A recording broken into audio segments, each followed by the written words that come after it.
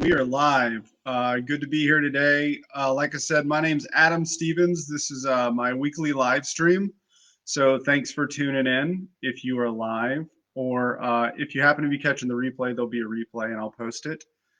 So just real quickly, I do this every week. I do one of these live streams, usually on Tuesdays. This week I'm doing it on a Wednesday. And so real quickly, you can learn all about me. I put my link in the description at adamstevenscoaching.com.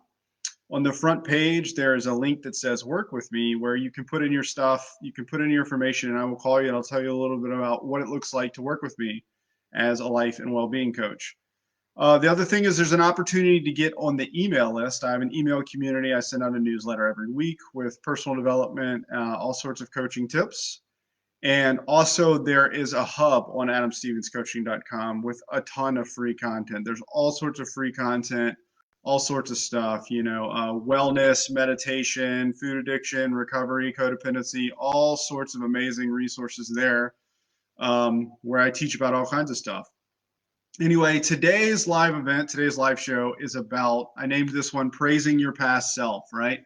And the reason I really wanted to talk about this is because it's a huge component of how I have used this process to build myself up and continue to transform my life over and over.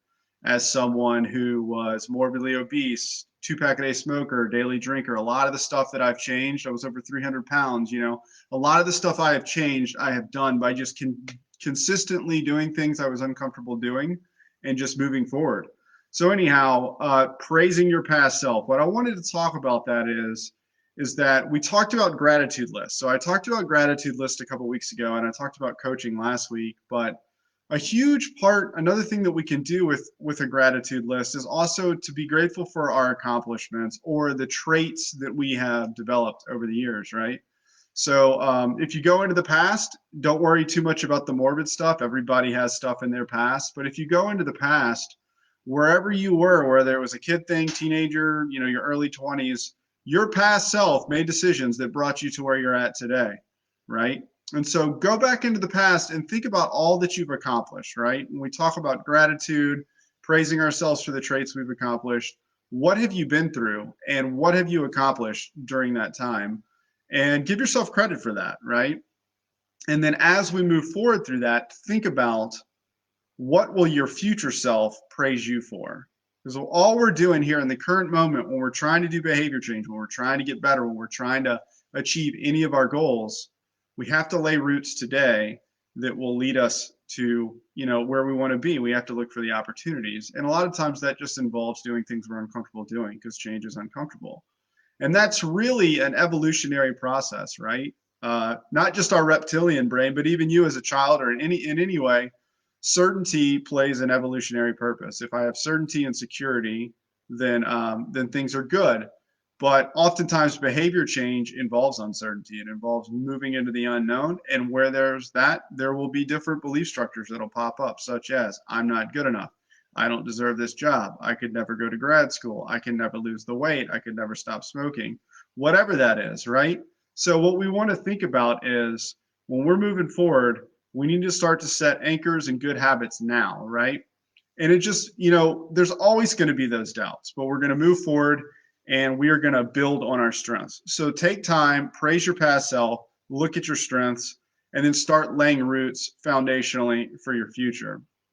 And I talk about this all the time, and I talk to my clients about this, of lumping your different goals. Like I like the term buckets, but you could also think of like portals or doorways into an abundant future, right? So look for ways that these goals are interconnected, right? So me personally, I have food goals, I have money goals, I have relationship goals, I have spiritual goals with my faith.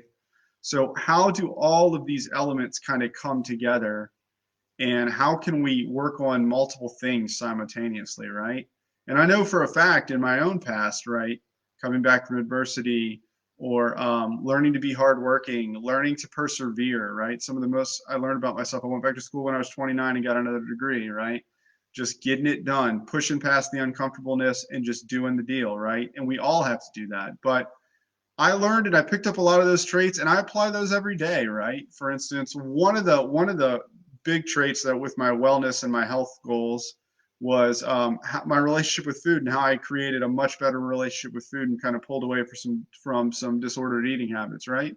So one of the strategies I employ with my food goals is I eat the same breakfast and lunch every day. It's just done. I don't have to make any decisions about it. It makes sense for my meal timing, the macronutrients, everything I need.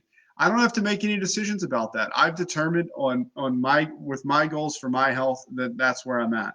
And I do that and then I build variety into my dinner, right? Another set of goals. I have money goals, right?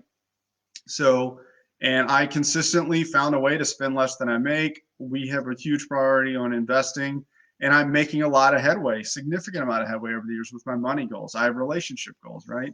So it's finding ways to just lump all of these different goals together and behave out of principle. I've already got plans. I've streamlined processes, right? Because I know there's going to be a barrier, right? There's always going to be a barrier, right? And when we look at our past self, what do you would call it, your inner child, your inner teenager, all you've consistently done is hop over barriers. Go back, give yourself credit. What barriers have you hopped over to get where you are currently? How much progress have you made, right? So always looking forward focused, right? Coaching is always about looking where we're functioning well and moving towards optimal. So I would love to have a conversation with you about some of your goals. I'd love to teach you more about coaching and what I do as far as, with all the stuff, all the areas I address as far as wellness, well-being, meditation, recovery. Love to invite you into a conversation to do that. And so I'm keeping this week short. I kind of rambled on the last 2 weeks, so I want to keep this week short. But all I want to let you know is that you're probably a lot farther along than you think you are, and go back and heap a whole lot of praise on that young kid in your past, and find ways to utilize what you learned, because you're probably a lot farther down the path you think you are. And just keep plugging along. Do stuff today that your future self will thank you for, and if you can do that consistently, there's no limit to what you can achieve. So anyway, that's my little motivational speech today. 7 minutes. That's better than 25. So anyway, have a great day. See you later.